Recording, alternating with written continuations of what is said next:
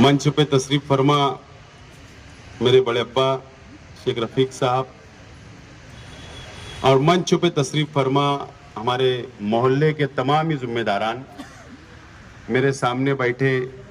तमाम ही हमारे बुजुर्ग हजरात, तमाम ही नौजवान साथी, दोस्तों और साथियों, सबसे पहले मैं मेरी जानिब से आप आए हुए तमाम ही मेहमानों का मैं इस्तकबाल करता हूं। और आप लोगों, आज हम लोग मालेगांव शहर के लिए एक तारीखी प्रोग्राम के अंदर सब लोग आज हम लोग यहां पर जमा हुए हैं और मालेगांव शहर का पहला नो प्रॉफिट नो लॉस, वैसे नीट सेंटर, स्टडी सेंटर बहुत शहर में है, लेकिन नो प्रॉफिट नो लॉस के ऊपर शेख रशीद साहब के नाम से हम लोग यहां पर आज 3 करोड़ रुपया के फंड से संग बुनियाद रखने के लिए आज हम लोग मौजूद हैं। शेख रशीद साहब का इंतकाल हुआ और शेख रशीद साहब का सियासी सफर इसी मोहल्ले से शुरू हुआ। काउंसिलर शेख रशीद साहब बने, सदर बल्दिया बने, मेयर बने, एमएलए बने और 40 साल सियासी जिंदगी समाजी काम में, शहर के विकास के लिए, शहर के डेवलप के लिए, शहर के गरीबों के लिए, शहर के अमीरों के लिए, शहर के मजदूरों के लिए, शहर के बुनकरों के लिए, हर वो खास वो आम आदमी के लिए शेख रशीद साहब ने अपनी 40 साल सियासी जिंदगी आवाम के लिए वक्फ की। और एक इत्तेफाक देखो आप कि जब शेख रशीद साहब का 40 साल हम लोग ने जश्न बनाया तो इसी मुकाम के ऊपर बनाया, यही मंच लगा हुआ था और यही शहरी इस्तिकबाल शेख रशीद साहब को हमने दिया। और वो आखिरी प्रोग्राम था, उसके बाद शेख रशीद साहब की तबीयत बिगड़ने लगी, खराब होने लगी और उसके बाद शेख रशीद साहब हमको छोड़कर दुनिया से चले गए। काफी हमारे साथियों ने, काफी हमदर्दों ने कई तजावीज हमारे अपने पास लाई कि शेख रशीद साहब के नाम से ये फला रास्ता रखना है, फला मोहल्ले का नाम रखना है, फला इमारत का नाम रखना है, फला हॉल का नाम रखना है। लेकिन मैं और हमारे तमाम ही परिवार के लोगों ने उनसे माजरत चाही कि रुकिए, हमको ऐसा एक काम करना है जो हमारे शहर के आने वाले, हमारे कौम के बच्चे, हमारे शहर के मुस्तकबिल, उनके लिए हम कुछ तालीमी काम करना चाहते हैं। इसके लिए आप थोड़ा सब्र कीजिए। और अल्लाह का करम है, मैं इस मौके पर अजीत दादा पवार साहब का भी शुक्रिया अदा करना चाहता हूं। जिस वक्त तो मैंने लेटर दिया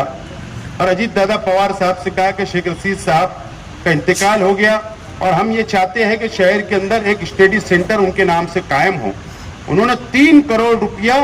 अपने हिस्से का, मैं क्या बोल रहा हूं साफ तौर पर,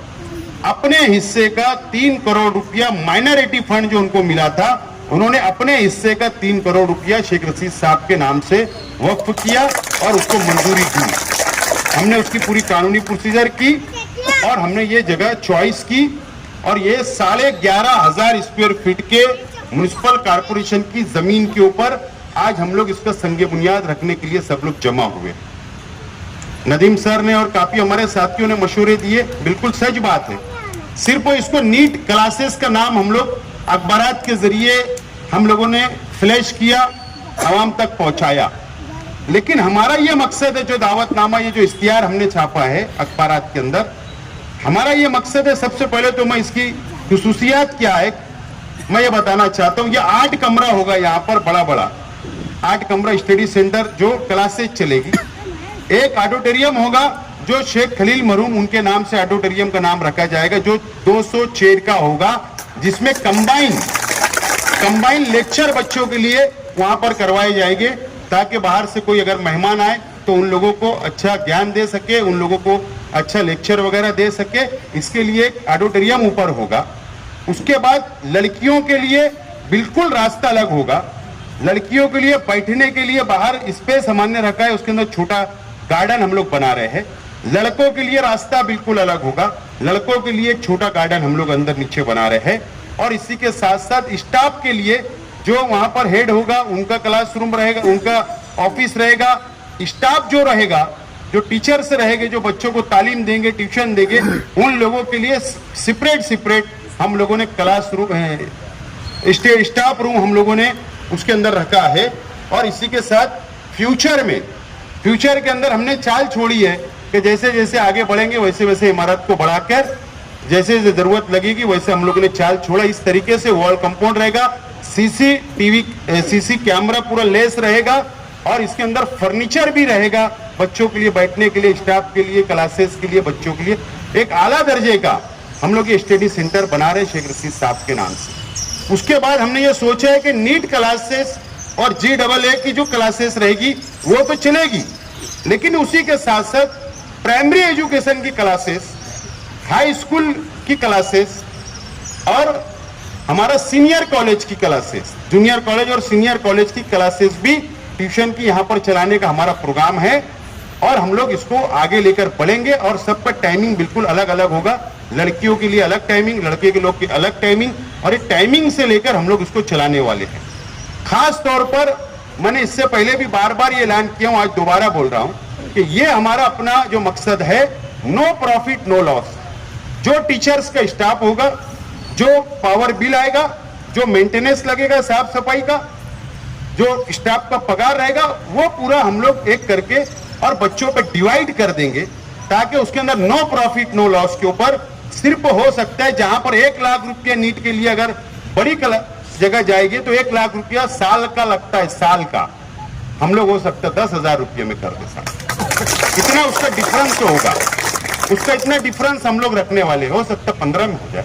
ये डिफरेंस उसके अंदर रहेगा। और जो भी क्लासेस चलेगी वो नो प्रॉफिट नो लॉस पे चलेगी। हमारा मकसद रुपया पैसा कमाना नहीं है, हमारा मकसद ये शहर के बच्चों को, ये शहर के गरीबों के बच्चों को, ये शहर के मजदूरों के बच्चों को, छोटा मोटा धंधा व्यापार करने वालों के बच्चों को हम ये चाहते हैं कि वो भी डॉक्टर बने, वो भी इंजीनियर बने और वो भी तालीम हासिल करे और वो भी आगे बढ़े और वो भी वक्त के साथ साथ में चले, वो पीछे ना रह जाए और अमीर का बच्चा आगे ना निकल जाए। ये हमारा अपना मकसद है और इस मकसद से, ये नेक मकसद से हम लोग आज इसका संग बुनियाद हम लोग रख रहे हैं। ये हमारा अपना मकसद है, इस हिसाब से आज हम लोग संग बुनियाद यहाँ पर रख रहे हैं। इंशाअल्लाह ये तामीरी काम की हमारी कोशिश होगी, आने वाला तालीमी साल शुरू होने से पहले ये मुकम्मल हो ताकि आने वाले तालीमी साल से हम लोग इसको स्टार्ट ले सके और ये हम लोग मोहल्ले के लिए और शहर के लिए ये कंबाइंड स्टडी सेंटर होगा। सिर्फ ये मोहल्ले का रहेगा ऐसा नहीं है, बल्कि कहीं का भी बच्चा आएगा तो उसके लिए हम लोग तैयार है। एक गुंजाइश हमने इसमें और रखी है कि अब अगर बहुत ही गरीब का बच्चा आ गया, उसके पास 10 और 15,000 रुपये भी देने की अगर उनके पास पोजीशन नहीं है तो उसके लिए क्या, वो नहीं छूटना चाहिए। तो हमने ये तय किया कि वो बच्चे का भी एडमिशन लेंगे, लेकिन हम क्या करेंगे, कोई साहिब हैसियत है उससे बात करेंगे कि ये बच्चों की तालीम का खर्चा आप उठा लो, आप इसको गोद ले लो, लेकिन इसको तालीम दिला दो ताकि उसका सवाब आपको भी मिलता रहे। ये हमारा अपना मकसद है। इस हिसाब से हम लोग इसको प्रोग्राम बना के आगे चल रहे ताकि ये शहर के जो हमारे नौजवान आने वाली नस्ल है इसका इनको फायदा भरपूर मिलना चाहिए। ये हमारा अपना मकसद है, इसीलिए आज हम लोग सब यहाँ पर जमा हुए और ये संग बुनियाद रखने का एक बड़ा मैं प्रोग्राम करना चाहता था। पूरे तालीमी अदारों को बुलाना चाहता था, टीचर्स, डॉक्टर सबको बुलाना चाहता था, लेकिन आचार संहिता का डर लग रहा है कि 2 दिन में, 3 दिन में, 4 दिन में कभी भी लग जाए। इसके लिए आज हम लोग संग बुनियाद मुख्तसर में हम रख रहे हैं और इंशाल्लाह जब इसका इफ्तिदा करेंगे, जिंदगी रही तो हम सब लोगों को बुलाकर एक आलीशान इफ्तिदा करेंगे और शेख रशीद साहब के नाम से इसका कैंपस तैयार होगा और शेख खलील साहब के नाम से ऑडिटोरियम तैयार होगा। इस तरीके से ये इलाके की में भी इसकी बहुत डिमांड है। ये इलाका अल्लाह का करम है कि बहुत अच्छा डेवलप होता जा रहा है, शेख रशीद साहब की देन है, हमारे कॉर्पोरेटरों की मेहनत है, ये बहुत अच्छा डेवलप हो रहा है। बच्चियां बहुत जगह उधर अगर रोड क्रॉस करके लड़कियों को जाना पड़ता है, वो लड़कियां यही रह जाएगी, क्लासेस मिलेगी, इलाके का डिमांड होगा, एक माहौल तालीमी हमको हमारे मोहल्ले के अंदर, हमारे शहर के अंदर मिलेगा। इसकी हमारी अपनी हमेशा कोशिश रही है और हमने ये मोहल्ले को हम सब लोगों ने मिलकर, अल्लाह का करम है, बहुत अच्छी तरीके से हम लोग संभालते हैं। हमारे मुखालिफ कुछ भी बोले 1000 खोली को, लेकिन हमारे जो यहाँ रहने वाले उनको पूरा भरोसा और एतमाद है कि हम लोग कैसे लोग हैं और हमारे साथी कैसे हैं, सबको एतमाद है। इसलिए ये इलाका है इतना खूबसूरत है, अल्लाह का करम है और इसके अंदर हम लोग मजीद तरक्की करेंगे, ये हमारा अपना वादा है। बहरहाल इसीलिए आज आप लोग को याद किया गया था, आप लोगों का बहुत बहुत शुक्रिया। मैं इस मौके पर शेख रशीद साहब के 1999 से पहले के साथी, मैं क्या बोल रहा हूँ, शेख रशीद साहब 1999 में सदर एमएलए बने, लेकिन उससे बहुत पहले के साथी उनके दोस्त जियाउद्दीन बाबा सिद्दीकी साहब, जो शेख रशीद साहब के साथ 10 साल एमएलए भी रहे, वजीर भी रहे, और एक वक्त में जब कांग्रेस की हुकूमत थी तो वो यहाँ के संपर्क मंत्री भी रहे नासिक जिले के, और उनका बहुत अच्छा राब्ता और आना जाना रहा। 2002 के जो फसाद 2001 का जो फसाद हुआ था उसमें बहुत बड़ी रिलीफ लेकर वो मालेगांव शहर आए थे, और शेख रशीद साहब का ताल्लुक हमेशा कायम रहा। शेख रशीद साहब के इंतकाल के बाद इत्तेफाक देखो, मेरा राब्ता बहुत उनसे मजबूत होता चला गया। अभी जो सोलर पैनल का मैंने पैसा लाया, फंड लाया,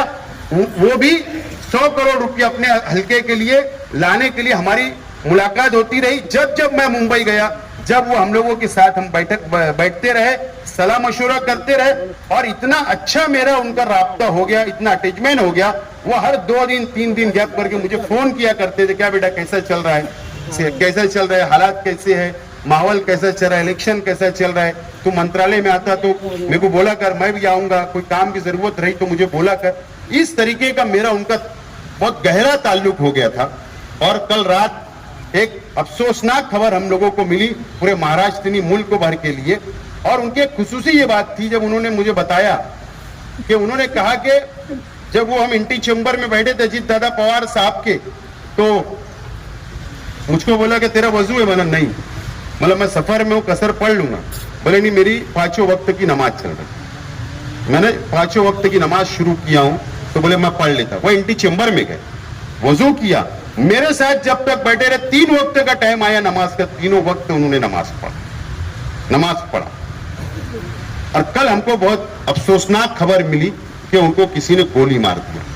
2 लोगों ने 3 लोगों ने गोली मार दिया और उनका इंतकाल हो गया। मैं अल्लाह से दुआ करता हूं, अल्लाह ताला उनकी मग़फ़िरत करे, अल्लाह ताला उन्हें जन्नतुल फिरदौस में आला से आला मुकाम अता करे। और आज की हुकूमत महाराष्ट्र से मैं मुतालबा करता हूं कि उनके जो मुजरिम है, जो गोली उनको मारी गई है, जिस बेदर्दी से गोली मारी गई है, उन लोगों को कड़ी से कड़ी सजा मिलना चाहिए, यह एहलियाने शहर की तरफ से मैं डिमांड करता हूं। और फिर एक मर्तबा उनके लिए मग़फ़िरत की दुआ मांगता हूं और मेरी बात को खत्म करता हूं। मैं चाहता हूं, वक्त कम, हाफिज साहब आगे दुआ करते हैं।